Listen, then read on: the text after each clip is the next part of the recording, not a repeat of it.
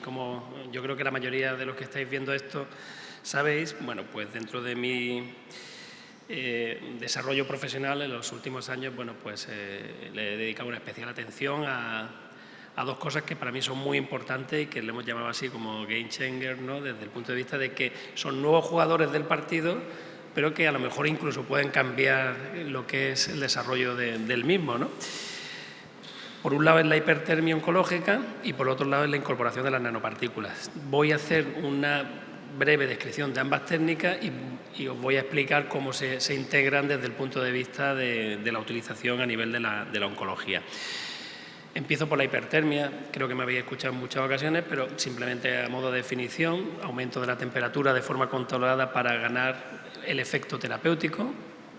Estamos hablando de aumento de temperatura para intentar, digamos, conseguir un calentamiento en la zona donde está el tumor por encima de lo fisiológico. No estamos buscando lo ablativo, es producir un efecto suprafisiológico para intentar mejorar este resultado del tratamiento. Por tanto, se puede ver de otra forma, ¿no? Es una oportunidad única para mejorar los resultados que estamos consiguiendo con el tratamiento oncológico convencional, ¿no? Con lo que hacemos generalmente con cirugía, radioterapia y quimioterapia. Por tanto, muy importante, no es una medicina alternativa, ¿no? En muchas situaciones se ha considerado, se ha visto por la forma de utilizarlo, ¿no? Que podría ser una medicina alternativa. La verdad es que la hipertermia tiene un beneficio per se citolítico, puede producir una lisis tumoral, ahora lo veremos en los mecanismos de acción, y además tiene un efecto sintomático muy importante. ¿Por qué? Pues porque resulta que, bueno, pues por los efectos de vasodilatación, relajación muscular, tal, los pacientes tienen una mejoría clínica cuando se utiliza la hipertermia, pero realmente no es ese el objetivo, ¿no? El objetivo es combinarlo con el tratamiento oncológico convencional. Hay muchas formas de aplicar la hipertermia, local, regional. No voy a entrar mucho en esto porque es un tema complejo. Simplemente explicaros dónde está la base de actuación de este tipo de técnica, ¿no? A ver, muy importante, las células normales y las malignas se comportan igual a las condiciones de aplicación del calor. Pero la diferencia en la respuesta, por qué actúa sobre las células oncológicas y no sobre las células benignas, es porque los tumores crecen en unas condiciones de bajo pH, de presión parcial de oxígeno muy baja, de falta de glucosa, el crecimiento aberrante, con microcirculación no funcionante, y esto sí que responde mejor a las altas temperaturas. Y estos son en donde se desarrollan las condiciones en las que se desarrollan los tumores, ¿no? ¿Cómo se explica el mecanismo de acción de la hipertermia? Básicamente, este es un poco lo que sería el círculo de acción de lo que sería fisiológicamente la aplicación del calor a nivel local en los tumores, ¿no? Al aplicar calor de forma controlada produces una vasodilatación con un aumento de flujo. Por eso hay una mejoría sintomática, porque probablemente acceden mejor los fármacos, se produce una relajación también muscular, pero aparte hay una actuación sobre directamente la célula, que es una especie de choque térmico, es una reacción inflamatoria, es una producción y una liberación de citoquinas que se manifiestan por unas proteínas específicas, que son las heat-shock proteins, que por una alteración justamente en el DNA se desdobla, hace que las membranas de la célula pues tengan una especial fluidez y una especial permeabilidad, y liberan al medio extracelular unas proteínas específicas, que son las heat-shock protein 70, que o se expresan en la membrana o incluso están liberadas al medio extracelular, siendo reconocidas por las células dendríticas. Las células dendríticas, como sabéis, son las que, bueno, pues hacen una especie de recepción de los posibles antígenos, lo presentan a nivel de los linfocitos se reproducen en los ganglios y se produce una especie de círculo en el que, independientemente de donde tú apliques la hipertermia, hay un efecto sistémico. ¿Por qué? Pues porque se produce una estimulación del sistema inmune. Y luego un último beneficio, que es el desdoblamiento de las proteínas intranucleares, hace que las enzimas reparadoras del daño producidas por la radioterapia y por la quimioterapia se ven alteradas, y esto hace que se potencie el efecto del tratamiento oncológico convencional. Con lo cual, todo este círculo pues, nos lleva a tener, desde el punto de vista clínico, bueno, pues desde una potenciación del tratamiento oncológico hasta una estimulación del sistema inmune que se ve reflejado con unos mejores resultados del tratamiento oncológico que aplicamos. Esta diapositiva siempre me gusta ponerlo, es el concepto de lo que produce la hipertermia, un aumento del ratio terapéutico, el TER, el Thermal Engagement Ratio, que es una potenciación del tratamiento oncológico entre 1,5 y 2. Esto dentro de la oncología, estas magnitudes son prácticamente desconocidas. No hay, cuando tú utilizas la radioterapia con el cisplatino, cuando utilizas algunas actuaciones con sensibilizadores de las células hipóxicas, puedes conseguir 0,3, 0,5, pero conseguir de 1,5 a 2,5 de potenciación del tratamiento oncológico, incluido el quimioterápico, en pocas situaciones clínicas se puede conseguir. ¿Y de qué depende que tenga un ratio de potenciación mayor o menor? Pues va a depender del tiempo de tratamiento, de la temperatura que puedas alcanzar, de la secuencia con el tratamiento oncológico, del tipo de histología que tenga el tumor, de la droga que utilices, pero estamos hablando de 2,5. Esto es absolutamente desconocido en la oncología. ¿Y por qué no se habla más de esto? Y por qué todo el mundo dice, sí, yo conozco algo de la hipertermia, pero esto es muy antiguo, se utilizó y no servía para nada. Porque en la época en la que se utilizaba lo que llamamos nosotros la vieja hipertermia, que eran los años 90, había sistemas de aplicación muy rudimentarios donde realmente no se podía hacer ningún control de calidad, y los estudios clínicos que se hicieron hasta el año 2000, que provenían de los años 90, pues no fueron, digamos, sólidos los resultados ni fueron consistentes, y realmente lo que se produjo es una especie pues, de desafección a este tipo de técnica y se dejó de utilizar. A partir del año 2005 al 2012 empieza a incorporarse nueva tecnología, hay aparatos mucho más sofisticados, se hace todo mucho más controlado y se empieza a entrar en lo que se llama la hipertermia moderna y se empiezan a crear, digamos, grupos de trabajo cooperativos y se hacen sociedades científicas en las que se hace un control de calidad para aplicar este tipo de tratamientos. Y ahí es donde empieza a aparecer pues, lo que sería ahora mismo, por ejemplo, si hacemos referencia al clinicaltrials.gov, hasta el 2013 no empiezan a despegar los trabajos que se empiezan a publicar en revistas, digamos, indexadas con experiencias de tratamiento con hipertermia. De hecho, para esta presentación, que lo hice hace unas semanas, si miramos el clinicaltrials.gov, ahora mismo hay 367 trabajos registrados que estén utilizándose hipertermia en cáncer desde el punto de vista clínico. Hay un crecimiento absolutamente exponencial, pero muy desconocido dentro del mundo de la oncología. ¿Y hay evidencia clínica de todo esto que estamos diciendo? Bueno, pues aquí os hago referencia de una publicación de la Universidad de Filadelfia. Es un trabajo de revisión de todos los ensayos clínicos publicados hasta el 2014. El profesor Hurwitz hace una afirmación en la editorial diciendo que existe evidencia clínica de trabajo randomizado en muchas patologías donde se aumenta la supervivencia utilizando la hipertermia conjuntamente con radioterapia y o quimioterapia. Esto ha sido publicado hace un par de años por el grupo europeo en Cancer Treatment Reviews y básicamente no voy a profundizar porque tampoco es el objetivo de esta presentación. Ahora mismo hay, a nivel de hoy, actualizados 17 trabajos randomizados en diferentes patologías donde la combinación de hipertermia con la radioterapia y o quimioterapia produce un beneficio en supervivencia de prácticamente el doble de aumento en la supervivencia. ¿En dónde? Pues en situaciones básicamente de tumores avanzados donde el tratamiento convencional no consigue muy buenos resultados, pero que al combinarlo con este tipo de técnicas pues podemos mejorar los resultados en cáncer colorectal, en cáncer de mama, cáncer de cervix, en sarcoma de partes blandas. Hay ahora mismo una explosión de utilización a nivel de centros europeos. De hecho, se ha metido en las guías de la ESMO de tratamiento de sarcoma como nivel de evidencia 1 utilizar la hipertermia en combinación con quimioterapia para sarcoma de partes blandas, fundamentalmente de extremidades. Muchísima evidencia en tumores cutáneos y tumores de cabeza y cuello.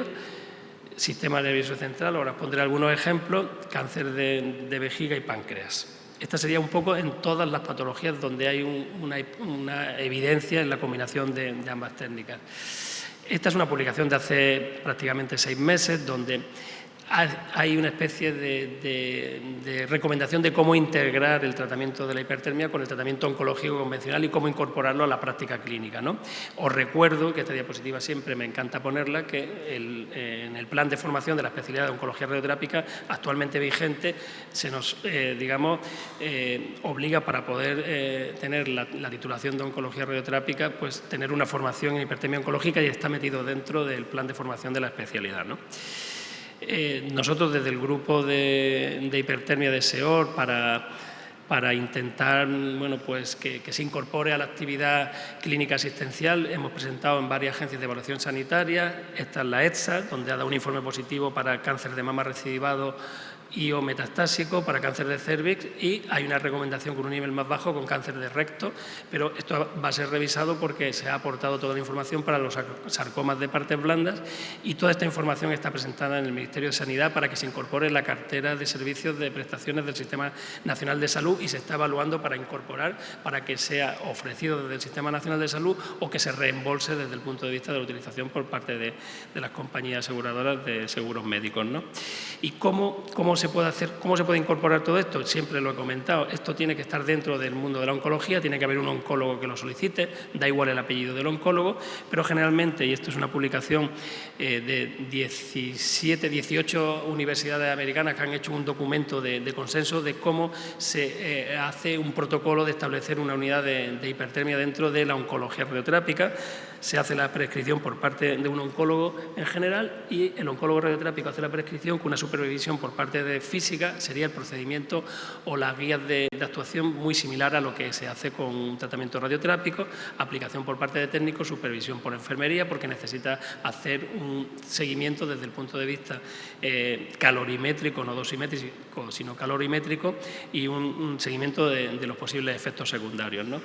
Hay muchísimos aparatos, estos son aparatos de radiofrecuencia capacitiva muy sencillos, sería el equivalente al antiguo cobalto, campos APPA, donde tú calientas un área, pero son muy sencillos de utilizar, no requieren ningún control de calidad, y lo que hace es una estimación del calor que vas a aplicar en función de unas tablas previas. Puedes tratar todo tipo de localizaciones, tórax, cabeza y cuello, pulmón, pero también ahora mismo se han incorporado desde el punto de vista tecnológico, no en nuestro país, en nuestro medio, sí que hay en España ya algún centro que dispone de hipertermia superficial con microondas. Se puede hacer aplicaciones combinadas con la braquiterapia, y también se acaban de incorporar, por ejemplo, esto es la tecnología que tienen en un centro de Las Palmas, de Gran Canaria, pues con radiofrecuencia radiativa, con unos aplicadores que ya te puede hacer, digamos, conformar mucho más la dosis del calor para poder localizar las áreas donde lo va a aplicar, y esto se hace con una planificación, como podéis ver aquí, previa, para hacer una distribución de la dosis y combinarla con el tratamiento oncológico convencional.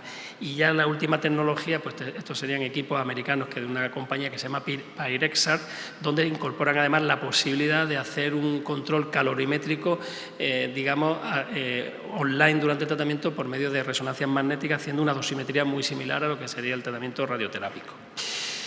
Esta sería un poco la primera parte de la charla que os he comentado, de que hay pues digamos, un cuerpo de doctrina, hay un conocimiento bastante importante con el tema de la hipertermia, pero ahora se incorpora dentro también asociado un poco a la experiencia de la oncología radioterápica, lo que es la utilización de las nanopartículas.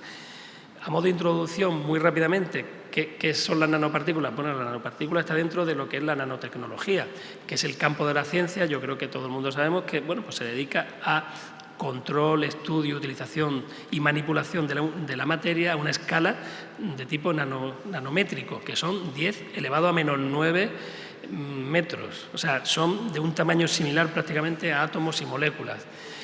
¿En qué se está utilizando? Pues se está utilizando en biomedicina, pero también se está utilizando en ingeniería, se está utilizando en manipulación de alimentos, se está utilizando en robótica. La nanotecnología se está utilizando en muchos campos de nuestra sociedad actual, y tiene un desarrollo futuro. De hecho, hay ahora mismo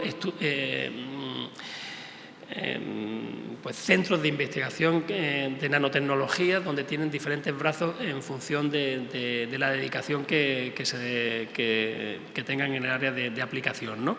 Por ejemplo, aquí en Málaga hay un centro que se llama BioNan, que es para investigación por nanotecnología aplicada a la investigación biomédica. Y si nos centramos en la parte de medicina, bueno, pues la nanomedicina sería la aplicación de la nanotecnología a la biomedicina.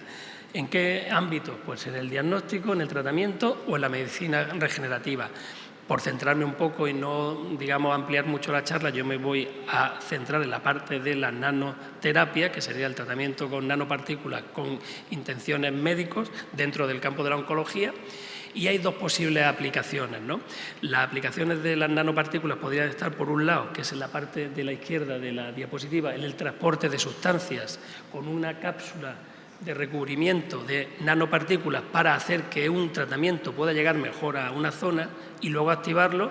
Pongo un ejemplo. Ahora mismo se han desarrollado algunos taxanos con una cubierta de nanopartículas que hacen que cuando el fármaco se deposita en una zona tú lo puedas activar con algún tipo de potenciador y eliminador de la cápsula.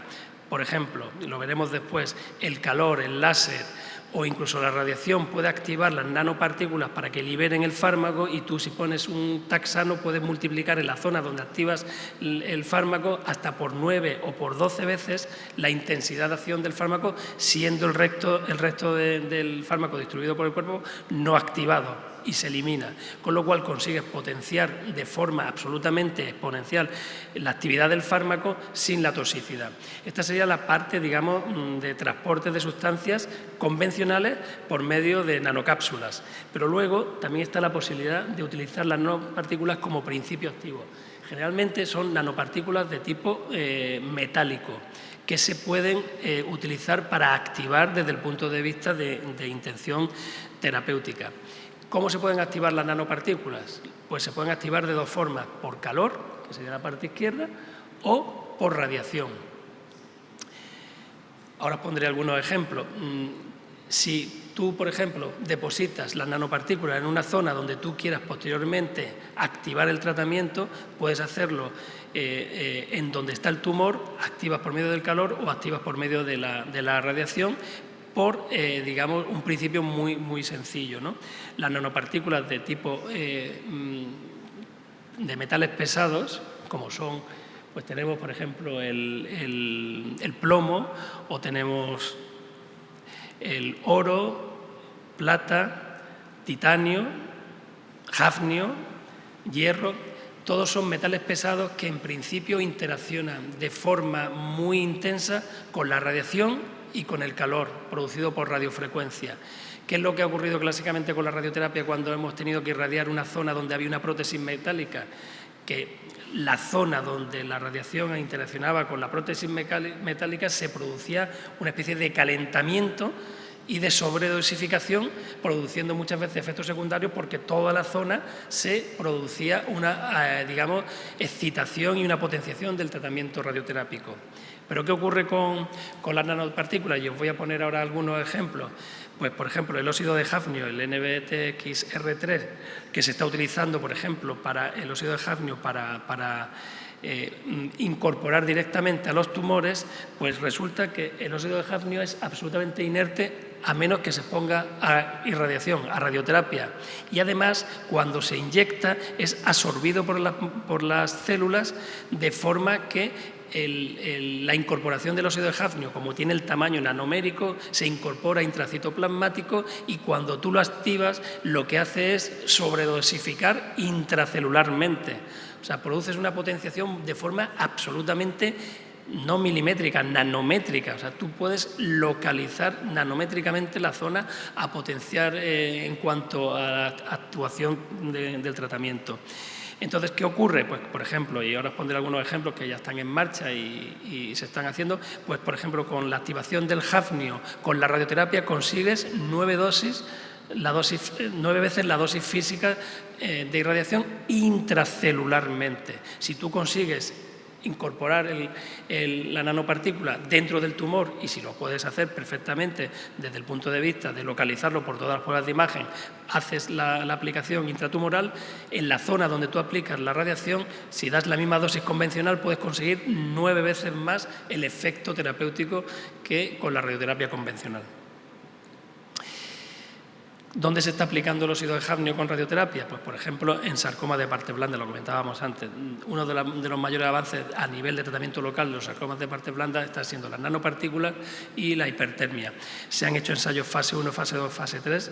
En España se han participado en diferentes centros y esto ha hecho que, bueno, pues se presentó en ESTRO, se ha presentado en ASTRO y en el congreso nuestro de SEOR en Santiago de Compostela un estudio randomizado fase 3 con nanopartículas de hafnio que se activan con la radioterapia, y este estudio con la utilización del hafnio con radioterapia frente a radioterapia exclusiva se consigue cuando van a cirugía más de 2 veces respuestas patológicas completas frente a radioterapia exclusiva. Prácticamente dobla los resultados del tratamiento con radioterapia. Pero es que además los efectos secundarios son prácticamente nulos. La molestia de la zona de la inyección de las nanopartículas o quizá un cuadro de hipotensión, y lo que es mejor, después cuando los pacientes van a cirugía no hay ninguna diferencia en las complicaciones posoperatorias y en la cicatrización de aquellos que han recibido la radioterapia con nanopartículas frente a la radioterapia exclusiva, con lo cual se convierte en un potenciador absolutamente espectacular del tratamiento radioterápico. Esto ha hecho que hace muy poco tiempo, hace menos de un año, pues se ha aprobado con el marcado CE la indicación de la utilización de las nanopartículas en sarcomas de partes blandas, tanto en Europa como en Asia. Ahora estamos participando en una investigación en tumores de cabeza y cuello, activándose con las nanopartículas, con la radioterapia, pero es que el potencial de utilización es básicamente en todas las localizaciones donde la radioterapia necesite ser potenciada. Metástasis hepáticas, cáncer de próstata, recurrencias de tumores de cabeza y cuello. De hecho, nosotros hemos participado en un estudio fase 1, fase 2 de escalada de dosis con radioterapia en carcinoma de cavidad oral mediante la potenciación con nanopartículas de hafnio. Y aquí os pongo un ejemplo. Por ejemplo, se localiza tumores que van para tratamiento radioterápico exclusivo, no se ha combinado ni con cetuximab ni con cisplatino. En aquellas zonas donde tú quieres potenciar el efecto de la radioterapia, se seleccionan, por ejemplo, estas lesiones submandibulares, se inyecta el hafnio de forma localizada, se hace el tratamiento y a los 2 meses y a los 7 meses la zona solamente queda con actividad del hafnio, porque el hafnio se mantiene, que te permite hacer un seguimiento desde el punto de vista de pruebas de imagen, pero desaparece completamente la lesión con respuesta completa. Nosotros en España hemos participado 2 centros en Barcelona, 2 en Madrid y en Málaga. Y bueno, hemos participado en la publicación del estudio de utilización del hafnio con el fase 2 y ahora estamos participando en un estudio fase 3 para reclutar pacientes para incorporarlo a la indicación de radioterapia en cabeza y cuello. Es muy desconocido, es algo que se está haciendo, algo que tiene una utilidad clínica y que me parece importante el comunicar, ¿no? Porque realmente creo que son vías de avance del tratamiento. Y ahora, pues simplemente para intentar unir ambas técnicas, ¿por qué he metido en la misma charla la hipertermia junto a las nanopartículas? Porque hay muchas vías de confluencia para utilización con el mismo fin de ambas armas terapéuticas. De hecho, hay posibilidad de utilizar las nanopartículas. Este es un proyecto que precisamente hoy hemos terminado un poco de cerrar para todos los permisos que se van a hacer para utilizar nanopartículas a nivel de tumores del sistema nervioso central, fundamentalmente astrocitomas de alto grado. Es utilizar nanopartículas de sulfato férrico magnético que se hacen intralesional en la misma cirugía, glioblastoma, intervención quirúrgica, resección o no. Si se puede resecar en la cavidad, como se hacía con la carmustina, se implantan las nanopartículas, es una inyección líquida, se deja, digamos, completamente impregnada la zona. Si no es paciente, no es resecable, se puede hacer por neuronavegación, con hacer una aplicación de las nanopartículas, y posteriormente lo que se hace es una, activación por medio de un aparato de radiofrecuencia similar a los que he puesto previamente junto a la radioterapia, haciendo la activación 2 veces por semana para que en la zona donde están las nanopartículas el calor activa la zona, y la radioterapia es, pues como hemos hablado, 8 a 9 veces más efectiva. Este es el aparato, el nanoactivador, donde se hace la aplicación de la radiofrecuencia con hipertermia. Y bueno, pues este tipo de tratamientos también están estudiándose y están disponibles para utilizar, igual que hemos comentado antes con el hafnio, pues en cáncer de próstata, en tumores del sistema nervioso central. Ahora mismo hay centros en Alemania que ya lo están haciendo a nivel asistencial, en Alemania, Polonia y en Italia. Y estamos viendo la posibilidad de incorporar también a la actividad clínica en España, ¿no? Lo comento más que nada a título informativo porque yo creo que son cosas interesantes de avances que merece la pena conocer. Por ejemplo, la utilización de las nanopartículas con hipertermia en glioblastoma multiforme dobla la supervivencia en recidivas y mejora el STUP de 14,6 a 28 semanas cuando se utilizan de forma concomitante, con muy pocos efectos secundarios, con buen perfil de seguridad y prácticamente con la misma tolerancia que cuando se utiliza el STUP. Solamente hay un 2%, o sea, un 3% más de convulsiones de las que los pacientes podían haber presentado con la aplicación de la hipertermia, o sea que es un tratamiento relativamente seguro y con un manejo clínico fácil. Y ya esta es la última propuesta que se ha hecho. Esto es una empresa judía, iba a decir, israelí, que también está investigando en el campo de la biotecnología, donde ha hecho una propuesta de incorporar las nanopartículas, estas son nanopartículas de oro, que también están viendo la posibilidad de utilizarla como activador de la respuesta por radioterapia en varias localizaciones, que son prácticamente las mismas que os he comentado. Con lo cual se abre un campo grandísimo.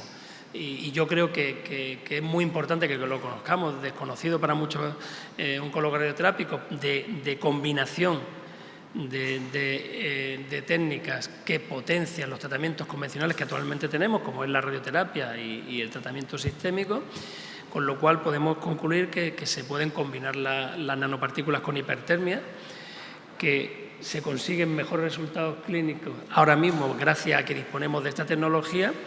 Yo creo que van a cambiar la forma de actuación en patologías como en tumores, lo que he comentado, tumores del sistema nervioso central, sarcomas, tumores de cabeza y cuello y lesiones hepáticas. Y ahora mismo ya cada vez más centros están ofreciendo esta posibilidad de incorporar la tecnología a su digamos, arsenal terapéutico, ¿no?